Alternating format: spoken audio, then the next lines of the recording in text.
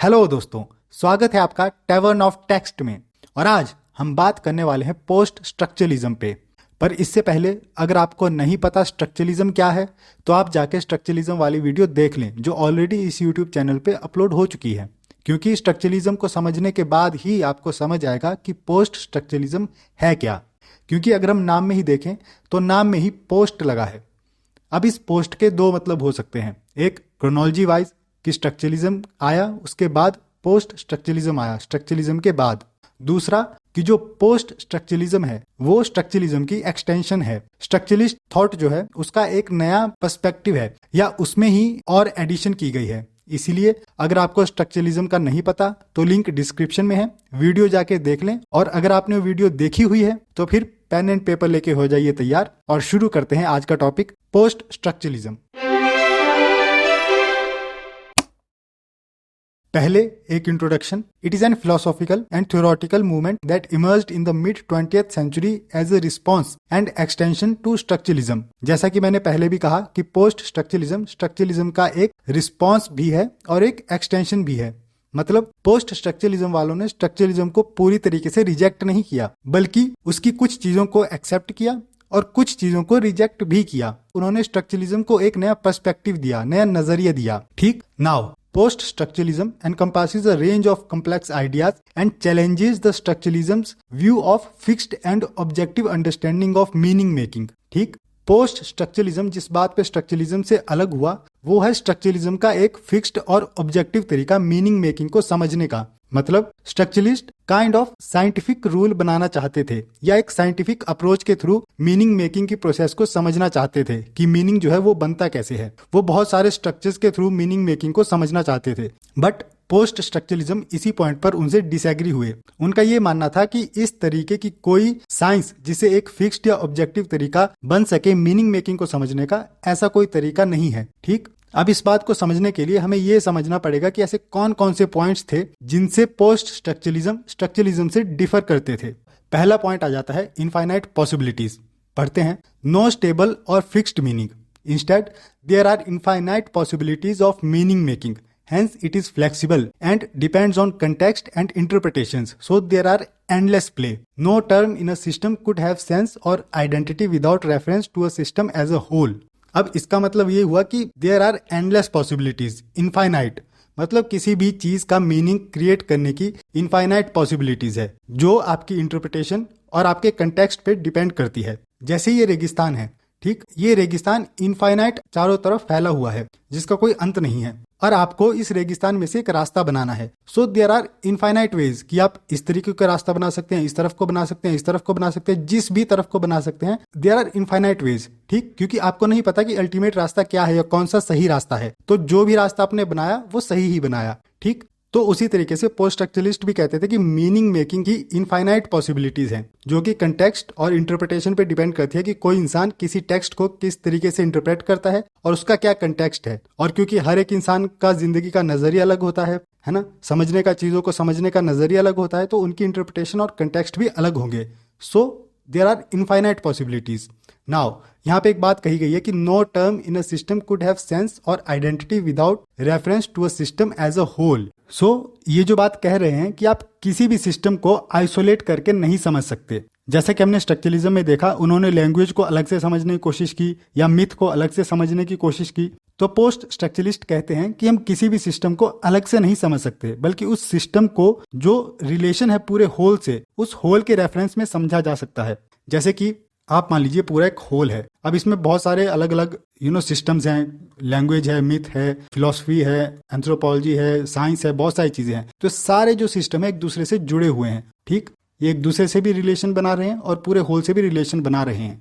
तो हम ये नहीं कर सकते कि एक सिस्टम को ऐसे अलग से निकाल के उसको अलग से एनालाइज कर ले, नहीं, वो एक दूसरे से जुड़ा हुआ है, तो इनको पूरे सिस्टम को ही, पूरे होल को ही समझना पड़ेगा। हम आइसोलेट करके किसी सिस्टम को नहीं समझ सकते। ठीक, और आप भी या जो स्ट्रक्चरलिस्ट हैं वो भी इस स्ट्रक्चर का एक हिस्सा ही हैं, तो वो भी ये नहीं कर सकते कि अच्छा इस स्ट्रक्चर से बाहर आके इस स्ट्रक्चर को आप एनालाइज करने लगे, ये नहीं हो सकता। पोस्ट स्ट्रक्चरलिस्ट यही कहते थे कि कभी भी ऐसी एक स्ट्रक्चर फ्री सिचुएशन आएगी ही नहीं कि जहाँ पे कोई इंसान या जो भी है वो एक स्ट्रक्चर फ्री जगह पे आ जाएगा और वो सारे स्ट्रक्चर को समझ पाएगा। नहीं, वो खुद एक स्ट्रक्चर का हिस्सा है। ठीक, वही यहाँ पे लिखा हुआ है कि कोई भी टर्म इन अ सिस्टम में, कोई भी जो टर्म है, चाहे वो लैंग्वेज है, मिथ है या जो भी है, वो अकेले में कोई आइसोलेशन में कोई सेंस नहीं बनाती, बल्कि वो एक पूरे होल से उसके रेफरेंस में कुछ सेंस बनाती है जब सारे सब्जेक्ट, सारी नॉलेज आपस में एक दूसरे से जुड़ती है। ठीक, नाउ आगे बढ़ते हैं। दूसरा पॉइंट आ जाता है रिजेक्टेड स्ट्रक्चरलिज्म सिंक्रोनी।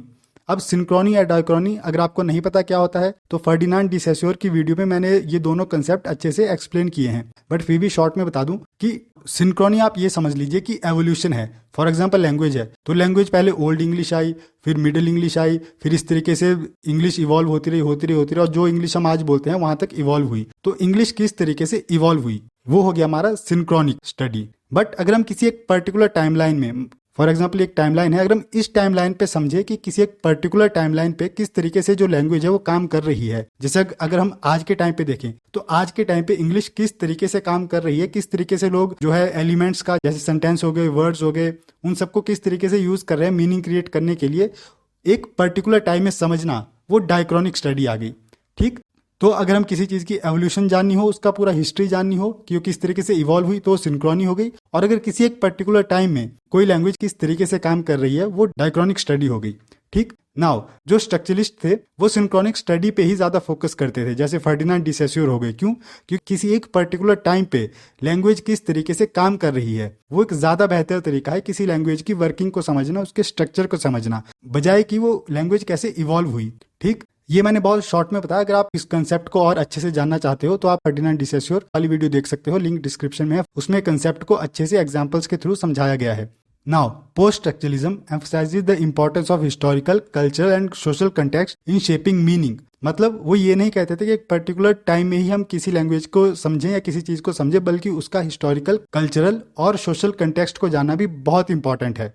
ठीक, hence the system is dynamic and unstable. इसलिए जो सिस्टम है वो डायनेमिक है, मतलब वो अगर हम हिस्ट्री से देखें तो सिस्टम बदल रहा है। जो जैसे कि अगर हिंदी ले लें तो जो हिंदी हम आज बोलते हैं 40 साल पहले, 50 साल पहले वैसी हिंदी नहीं बोली जाती थी, उनके शब्द अलग थे, उनके बोलने का तरीका अलग था। उसी तरीके से अगर हम 100 साल और पीछे चले जाएं तो उनका बोलने का तरीका अलग था।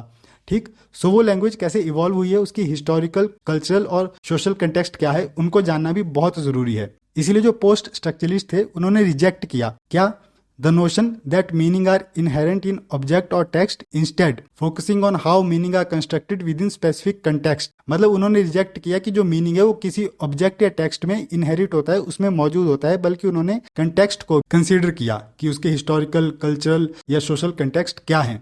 ठीक, नाउ क्रिएटिव केओस। अब क्रिएटिव केओस का क्या मतलब है कि जैसे हमने देखा कि पोस्ट स्ट्रक्चरलिस्ट कहते हैं कि देयर आर इनफाइनाइट पॉसिबिलिटीज, हमें हिस्टोरिकल कंटेक्स्ट को भी देखना है, सोशल कंटेक्स्ट को भी देखना है, कल्चरल कंटेक्स्ट को भी देखना है ना, इन सब चीजों को कंसीडर करना है। तो इससे क्या हुआ कि meaning can shift, overlap, evolve. मतलब जो मीनिंग है वो बदल भी सकता है, ओवरलैप भी कर सकता है और इवॉल्व भी हो रहा है based on context and interpretation. मान लो अगर एक सेम पोएम 50 लोगों को पढ़ा दी जाए तो जरूरी नहीं है कि 50 लोग उस पोएम का सेम ही मीनिंग निकाले, वो अपनी अपनी इंटरप्रिटेशन, अपने अपने कंटेक्स्ट के जरिए उस पोएम का अपने तरीके से मतलब निकालेंगे। ठीक, इसीलिए मीनिंग है वो शिफ्ट भी करता है, इवॉल्व भी करता है, ओवरलैप भी करता है। इसीलिए fluidity and unpredictability of language, कि हम प्रेडिक्ट नहीं कर सकते लैंग्वेज की मीनिंग को, वो अनप्रेडिक्टेबल है, वो डिपेंड करता है कि किसी पर्सन के कंटेक्स्ट या इंटरप्रिटेशन पे। इसीलिए एक क्रिएटिव केओस हो जाता है। मतलब meanings are negotiated and constructed, मतलब मीनिंग्स को कंस्ट्रक्ट किया जा रहा है अपने अपने इंटरप्रिटेशन के हिसाब से। जैसे कि यहाँ पे एक पेंटिंग है ना, अब जरूरी नहीं है कि जो मतलब मैं इस पेंटिंग से निकाल पा रहा हूँ, जो फीलिंग इस पेंटिंग को देख के मुझे आ रही है, या जो मुझे लग रहा है कि इस पेंटिंग में क्या दिखाया गया है, वही सेम चीज आपको भी लगे। हो सकता है अगर 1000 लोग इस पेंटिंग को देखें तो 1000 के 1000 लोगों के मन में अलग अलग मीनिंग्स इस पेंटिंग के थ्रू क्रिएट होंगे, और वो उनके हिस्टोरिकल, कल्चरल, सोशल कंटेक्स्ट के थ्रू होंगे, जिससे कि उनका अपना एक व्यक्तित्व बना है, अपनी एक इंटरप्रिटेशन बनी है, अपना एक नजरिया बना है दुनिया को देखने का। ठीक, all these things gives us endless interpretation. तो इसीलिए एंडलेस इंटरप्रिटेशन मिल जाती है। कंप्लेक्सिटीज, एम्बिग्विटी, कॉन्ट्राडिक्शंस। कॉन्ट्राडिक्शन मतलब जरूरी नहीं है कि जो मीनिंग मुझे लग रहा है वही सही है ना, हो सकता है किसी और को कोई और मीनिंग लगे, और हो सकता है वो चीज जो मैंने मीनिंग क्रिएट किया उससे एकदम अपोजिट हो, उसको बिल्कुल कॉन्ट्राडिक्ट करती हो, है ना, कुछ भी हो सकता है। सो इसी की वजह से क्रिएटिव केओस हो जाता है। Now acknowledgement of textuality. अब इसका क्या मतलब हुआ? स्ट्रक्चरलिज्म में क्या था, वो चीज़ों को आइसोलेट करके समझने की कोशिश कर रहे थे, जैसे फर्डिनांड डी सोसर लैंग्वेज को समझने की कोशिश कर रहे हैं, क्लॉड लेवी स्ट्रॉस जो थे वो मिथ को समझने की कोशिश कर रहे थे। बट पोस्ट स्ट्रक्चरलिज्म वालों ने ये कहा कि meaning is constructed not only through traditional text but with various perspectives like historical और cultural and through various forms of communication and text. मतलब कि हम ऐसे आइसोलेट करके किसी टेक्स्ट को या किसी सिस्टम को नहीं समझ सकते, हमें पूरे होल को समझना पड़ेगा, जिसमें साइंस भी आ गई, फिलोसफी भी आ गई, एंथ्रोपोलॉजी भी आ गई, सारे सब्जेक्ट्स आ गए, वो सारे एक दूसरे से इंटर रिलेटेड है। और वही यहाँ पे कहा है कि no text exist in isolation, कि कोई भी टेक्स्ट वो आइसोलेशन में एग्जिस्ट नहीं करता। ठीक, सारे के सारे जो टेक्स्ट हैं, जो सब्जेक्ट हैं, जो नॉलेज है, वो एक दूसरे से इंटर रिलेटेड है। वही जो हमने होल वाली बात की कि एक होल है, उसमें बहुत सारे टेक्स्ट हैं, सिस्टम है, तो वो सारे एक दूसरे से जुड़े हुए हैं और वो एक दूसरे को इन्फ्लुएंस भी करते हैं और एक दूसरे से इन्फ्लुएंस होते भी हैं, जिससे कि एक इंटरटेक्चुअल रिलेशनशिप बनता है। ठीक, so we cannot understand this intricate system through a single system or through fixed structure। इसलिए हम किसको फिक्स्ड स्ट्रक्चर के थ्रू नहीं समझ सकते। इसको समझने के लिए हमें पूरे होल को, इस पूरे रेफरेंस को, कि वो कैसे एक दूसरे से जुड़े हुए हैं, वो पूरे सिस्टम को समझना पड़ेगा। और उसको समझने के लिए फिर इनफाइनाइट तरीके आ जाते हैं, एक क्रिएटिव केओस आ जाता है जो हमने पहले देखा। ठीक, तो इसलिए पोस्ट स्ट्रक्चरलिज्म वालों ने टेक्सचुअलिटी को माना कि सारे टेक्स्ट एक दूसरे से जुड़े हुए हैं, कोई भी आइसोलेट नहीं है या किसी को भी आइसोलेट करके नहीं समझ सकते। Now decentring, shifting focus from centralised authority such as authors, text to the interaction between reader and text and various context. Now इसका क्या मतलब हुआ? अगर आपने स्ट्रक्चरलिज्म वाली वीडियो देखी हो तो हमने उसमें एक कॉम्पिटेंट रीडर का कंसेप्ट पढ़ा था। एक कॉम्पिटेंट रीडर क्या होता है कि जो टेक्स्ट होता है उसके अंदर बहुत सारे स्ट्रक्चर्स होते हैं, जो हमने स्ट्रक्चरलिज्म में पढ़ा। और जो कॉम्पिटेंट रीडर होता है वो इन स्ट्रक्चर्स को समझता है और इन स्ट्रक्चर्स को, इन डीप स्ट्रक्चर्स को समझ के एक मीनिंग क्रिएट करता है। वो आ गया स्ट्रक्चरलिज्म। मतलब स्ट्रक्चरलिज्म में क्या किया, ऑथर से रीडर की तरफ फोकस कर दिया। स्ट्रक्चरलिज्म वालों ने भी ये कहा कि जो टेक्स्ट है वो अपने आप में सफिशिएंट है क्योंकि उसके अंदर सारे स्ट्रक्चर्स हैं और उन स्ट्रक्चर्स को कौन समझता है, एक कॉम्पिटेंट रीडर। अब पोस्ट स्ट्रक्चरलिज्म वालों ने इस चीज को पूरी तरीके से नकारा नहीं, बट इसको थोड़ा सा एक्सटेंड किया कि जो पोस्ट स्ट्रक्चरलिस्ट थे उनके हिसाब से कॉम्पिटेंट रीडर वो है जो एक किसी टेक्स्ट के साथ इंटरेक्ट करे। ये एक रीडर है, कॉम्पिटेंट रीडर है, तो इसके साथ ही इंटरेक्ट करे। मतलब पोस्ट स्ट्रक्चरलिस्ट कहते थे कि ऑथर है ना, इसको हटाओ, या जो टेक्स्ट है, जो स्ट्रक्चरलिज्म वाले कहते थे कि टेक्स्ट में ही मीनिंग इनहेरेंट है, उसमें ही डीप स्ट्रक्चर्स हैं, उसी को डिकोड करता है रीडर। पोस्ट स्ट्रक्चरलिज्म वालों ने कहा कि ऐसा भी नहीं है। उन्होंने कहा कि एक रीडर जो है वो एक टेक्स्ट के साथ इंटरेक्ट करता है, मतलब उसके अपने हिस्टोरिकल, कल्चरल या सोशल कंटेक्स्ट होते हैं जिनके थ्रू उसका एक व्यक्तित्व बनता है, एक नजरिया बनता है, और वो अपने नजरिए से, अपने नॉलेज से उस पूरे टेक्स्ट को पढ़ता है और उससे मीनिंग क्रिएट करता है। वही यहाँ पे कहा है कि shifting focus from centralised authority such as author और टेक्स्ट, बट जरूरत किसकी है, interaction between reader, text and various context. मतलब एक रीडर किस तरीके से एक टेक्स्ट के साथ इंटरेक्ट कर रहा है और उसके क्या कंटेक्स्ट हैं, सोशल कंटेक्स्ट क्या है, हिस्टोरिकल कंटेक्स्ट क्या है, उन सब कंटेक्स्ट को भी नजरिए में रखते हुए। Hence removing the controlling agency or authority in language, leaving the use of language as unregulated and undecidable play of purely relational elements। मतलब जब हमने इन कंट्रोलिंग एजेंसी को, कि टेक्स्ट को या ऑथर को, इनको हटा दिया, तो जो लैंग्वेज का यूज है बहुत ही अनरेगुलेटेड और अनडिसाइडेबल हो गया। कैसे कि स्ट्रक्चरलिज्म वाले कहते थे एक टेक्स्ट है, उसके अंदर बहुत सारे डीप स्ट्रक्चर्स हैं, उन डीप स्ट्रक्चर्स को समझ के उस टेक्स्ट का एक मीनिंग क्रिएट होता है। बट पोस्ट स्ट्रक्चरलिज्म वालों ने क्या कहा, रीडर टेक्स्ट के साथ इंटरेक्ट करता है और रीडर अपनी समझ के हिसाब से मीनिंग क्रिएट करता है। और रीडर्स तो बहुत सारे हैं इस दुनिया में, कितने सारे लोग हैं, तो अगर एक ही किताब वो सारे लोग पढ़ेंगे तो सब अपना अपना अलग अलग मीनिंग क्रिएट करेंगे। सो वो अनडिसाइडेबल हो गया कि कुछ भी डिसाइड नहीं है, वो रीडर के ऊपर है कि वो अपनी इंटरप्रिटेशन या कंटेक्स्ट के हिसाब से क्या मीनिंग निकाल के लाता है।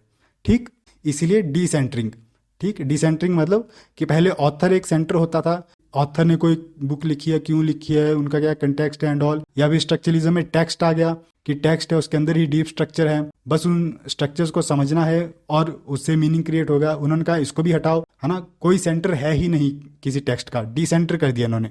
ठीक, अब आ जाती है बाइनरी ऑपोजिशन। अगर आपने स्ट्रक्चरलिज्म वाली वीडियो देखी हो तो उसमें बाइनरी ऑपोजिशन को भी समझाया था कि बाइनरी ऑपोजिशन होती है जैसे दिन रात, गोरा काला, सच झूठ एंड ऑल। तो स्ट्रक्चरलिज्म वाले कहते थे कि जो भी एक वर्ड होता है, जैसे काला है तो काला अपना मीनिंग क्रिएट करता है गोरे के रिलेशन में, कि काला क्या है, जो गोरा नहीं है, दिन क्या है, जो रात नहीं है। तो ये बाइनरी ऑपोजिशन को भी उन्होंने एक सिस्टम समझा था मीनिंग को समझने का। बट पोस्ट स्ट्रक्चरलिस्ट जो कहते थे कि ये जो बाइनरी ऑपोजिशन है ये कोई नेचुरल नहीं है और ये कोई इनहेरेंट नहीं है, but are socially and culturally constructed.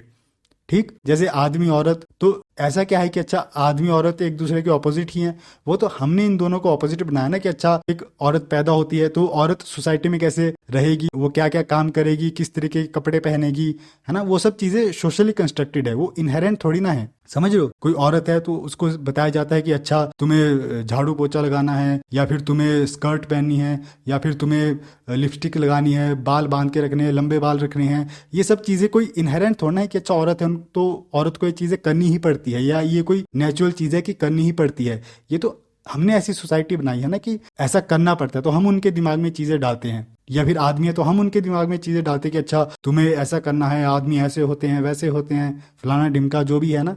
तो ये ऑपोजिट जो है नेचुरली नहीं है, बल्कि हमने इनको ऑपोजिट बनाया है। सो ये सोशली एंड कल्चरली कंस्ट्रक्टेड है। These oppositions categorize and define concepts by creating clear boundaries, मतलब हम उनमें बाउंड्री क्रिएट कर देते हैं जिसकी वजह से हायरार्कीज बनने लग जाती हैं, जिसकी वजह से एक टर्म प्रिविलेज हो जाती है दूसरे के ऊपर। फॉर एग्जाम्पल मेल फीमेल है तो हमेशा एक मेल को एक डोमिनेंट स्टेट में रखा जाता है, या फिर व्हाइट है, गोरा है, काला है, तो अपने आप हमने सफेद रंग को एक ज्यादा इंपॉर्टेंस दे दी है कि अच्छा सफेद रंग अच्छा होता है। फॉर एग्जाम्पल अगर हम रेसिज्म की भी बात करें, है ना, तो जो व्हाइट लोग हैं वो अपने आप को सुपीरियर मानते हैं, ब्लैक लोगों को सुपीरियर नहीं मानते, तो उससे एक हायरार्की बन जाती है दोनों चीज़ों में, जो कि पोस्ट स्ट्रक्चरलिज्म के हिसाब से गलत है।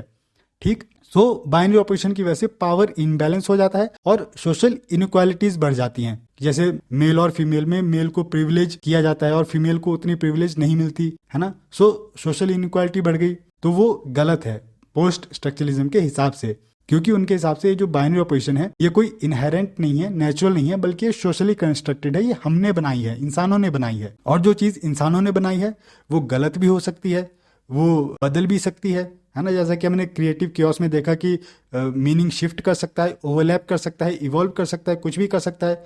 तो जब कोई फिक्स्ड चीज है ही नहीं तो इसको हम एक सिस्टम माने कैसे, जो कि स्ट्रक्चरलिज्म वालों ने माना था। तो यहीं पे पोस्ट स्ट्रक्चरलिज्म से डिसएग्री करता है। ठीक, आगे बढ़ते हैं। डीकंस्ट्रक्शन।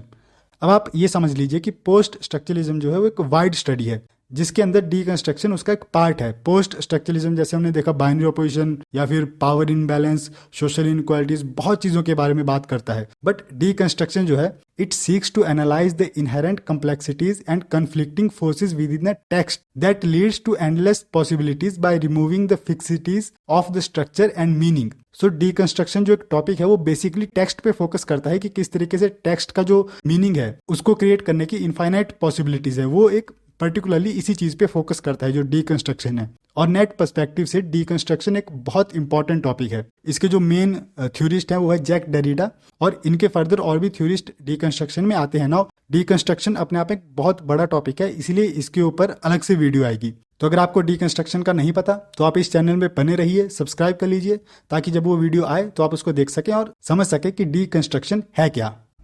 अब तक हमने जितना भी पोस्ट स्ट्रक्चरलिज्म को समझा, अगर मैं उसको समराइज करूं तो आप इस इमेज को देखिए, इसमें आपको एक भूल भुलैया दिखेगी। अब जो स्ट्रक्चरलिस्ट थे वो कहते थे कि हमें इस भूल भुलैया के स्ट्रक्चर को समझना है और इस भूल भुलैया से निकलना है। बट पोस्ट स्ट्रक्चरलिस्ट कहते थे कि ये भूल भुलैया बहुत बड़ी है, बहुत कॉम्प्लेक्स है, आप इसको कभी समझ ही नहीं सकते, इसका कोई स्ट्रक्चर बना ही नहीं सकते। सो बेटर है कि आप इससे बाहर निकलने के बारे में सोचें, उसके बजाय आप इसी में घूमिए फिरिए, एंजॉय करिए, बट आप इससे बाहर नहीं निकल सकते। ठीक, नाउ की थिंकर्स की जो मेजर थ्योरिस्ट हैं जिन्होंने पोस्ट स्ट्रक्चरलिज्म पे काम किया, एक आ जाते हैं रोलैंड बार्थ्स। अब आपने देखा होगा कि रोलैंड बार्थ्स जब स्ट्रक्चरलिज्म की वीडियो आई थी उसमें भी इनका नाम था और पोस्ट स्ट्रक्चरलिज्म में भी इनका नाम है। ऐसा क्यों? तो रोलैंड बार्थ्स के जो शुरुआती वर्क्स थे वो स्ट्रक्चरलिज्म पे बेस्ड थे, पर जब पोस्ट स्ट्रक्चरलिज्म आया तो उनके जो लेटर वर्क्स हैं, जो बाद के वर्क्स हैं, वो पोस्ट स्ट्रक्चरलिज्म की तरफ मुड़ गए, मतलब इन्होंने अपनी थ्योरी शिफ्ट कर ली। ये बाद में पोस्ट स्ट्रक्चरलिज्म के ऊपर वर्क्स लिखने लगे, जैसे death of an author and all, है ना। वैसे ही मिशेल फुको थ्योरिस्ट आ जाते हैं, उम्बर्टो एको, जूलिया क्रिस्टेवा, स्लेवोय जीजैक, है ना, गायत्री चक्रवर्ती स्पिवक, ये बहुत ही इंपॉर्टेंट सारे थ्योरिस्ट हैं। और इनकी थ्योरीज और अगर वर्क्स को मैं इसी वीडियो में इंक्लूड करने लगता तो वीडियो बहुत लंबी हो जाती। इस वीडियो का मकसद बस ये था कि आप समझ सके कि पोस्ट स्ट्रक्चरलिज्म क्या है और वो किस तरीके से स्ट्रक्चरलिज्म से अलग है। ठीक, बाकी ये जितने भी थ्योरिस्ट हैं नेट पर्सपेक्टिव से बहुत इंपॉर्टेंट है, और हर एक थ्योरिस्ट पे एक इंडिविजुअल वीडियो आएगी जिसपे इनकी थ्योरीज या इनके वर्क या जो भी इंपॉर्टेंट इनकी चीजें हैं वो सब बताई जाएंगी। ठीक, बट फिलहाल के लिए इस वीडियो के लिए इतना ही।